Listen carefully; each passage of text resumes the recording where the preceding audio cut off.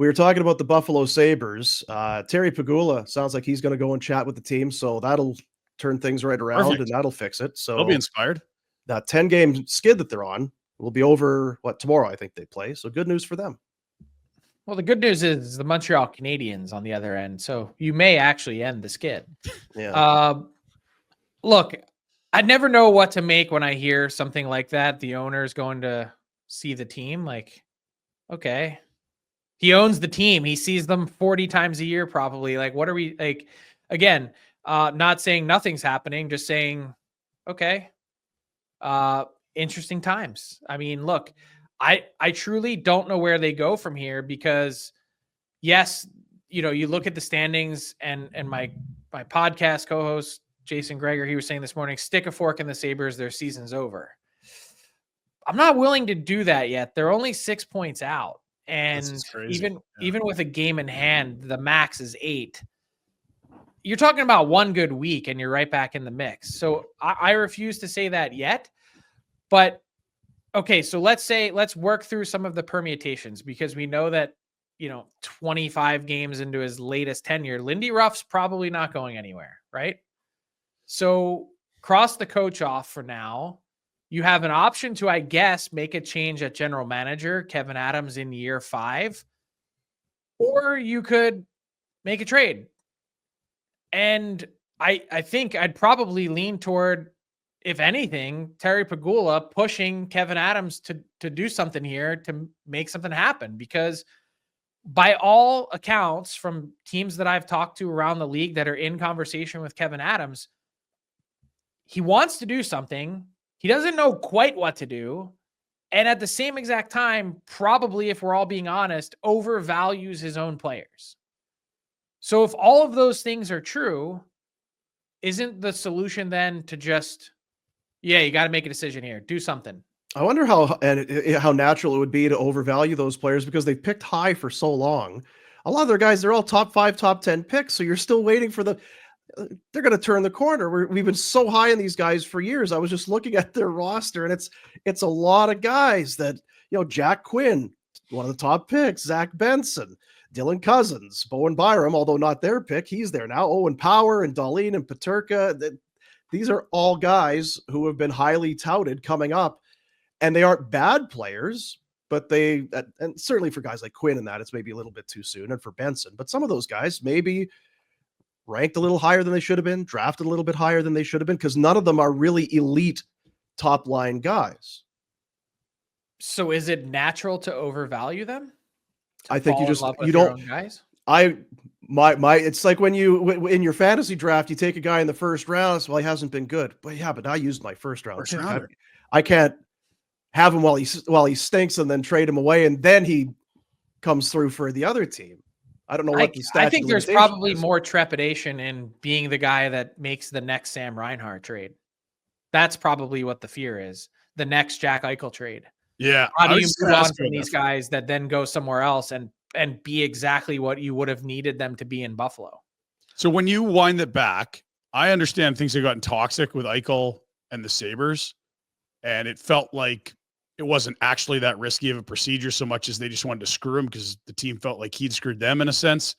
How would you play that differently, or had it gotten too far and that wasn't going to be resolved easily? Whether that be get more in trade or find a way to keep, one of these elite franchise centers. Well, the Reinhart one is so totally different than Eichel. Like, I don't know that they have ever gotten to a place where there was bad blood, which I think that's what makes it even more difficult to swallow. Sure. But Eichel, no one can unring the bell, but they picked a fight that was totally unnecessary with the surgery. So I think we can all agree on that. There's no need to, if a player wants to go do something that's a little bit different, but has shown in other sports that works, just because you're the first hockey guy to do it doesn't mean that you're a villain. That said, I can understand from Eichel's point of view, though, all he had done since coming into the team is lose. And every time he turns around, there's a new coach. Every time Jason Botterill gets a 3-year run as GM, which is like impossibly short. But to again spin it back to the team, I can understand they're going, hey, we gave you $80 million in a contract that I'd argue like he hasn't really lived up to until the last 18 months or 2 Since years. he left. Yeah. So it is difficult to parse through some of those things. But now looking at this current group, I think one thing that stands out is they probably have more value based on brand name and recognition than what their play has indicated they should be. And you would think that in an alternate viewpoint or universe, that Kevin Adams should be seizing upon that and wanting to move some of these guys before they're further exposed and in a spot where, hey, maybe this guy isn't what we thought he was. We can move on. Flames shut out. But by the way, before we do that, I wanted Yes. to say one thing, and I want to get Rhett's take. Through no part of this am I absolving Lindy Ruff, which I think is Kevin Adams' biggest mistake yet, is watching that team in New Jersey last season and saying, we have to hire this guy. We need to do it right now, and we need to do it, and we're not interviewing anyone else. I didn't get it then, and I don't get it now. It's Pegula. I was going to say that's Yeah, probably no not even sense. his pick, is it? No chance. My gut tells me that's Terry Pegula 100%. Here's your guy. They're buddies. Old friends hire, we called They're it. buddies. Like, So is that what we do now? Is then does Terry come in and just give I've Kevin thought- some walking papers? I thought all along that Lindy Ruff is coming in to take Kevin Adams' spot. I think Lindy's done coaching. This is, again, I don't have any grand insight. I've not talked to the man. My thoughts are Lindy's done with coaching. He's going to play a 2-year deal, come back, get reestablished in Buffalo. He's Terry's buddy. He's going to move upstairs and take Kevin Adams' spot. And sorry, Kevin, like they can pretend that, to me, that's been the plan the whole time. The hair on the back of my neck just stood up because I was thinking, oh, that's worked out really well for the Yeah. Nashville Predators, hasn't it? Well, and the thing would be, you would hope, and it's not happened. Well, Lindy will get them on track a little bit. He'll be that transitional coach until they're starting to play better. The kids are a little bit older, and then you bring in the next coach, and Lindy can go upstairs. But they didn't They've change lost it. 10 straight. I don't want to, and I'm not trying. I'm too close to it. They didn't change any of their assistants. But one, Jason Christie got left go. Well, do you guys know who Jason Christie is? He was a great Manitoba Moose. He was a great Saskatoon Blade. He's from, I know him personally. I love the guy. But the fact that he had a job was because he's buddies with Donnie Granato.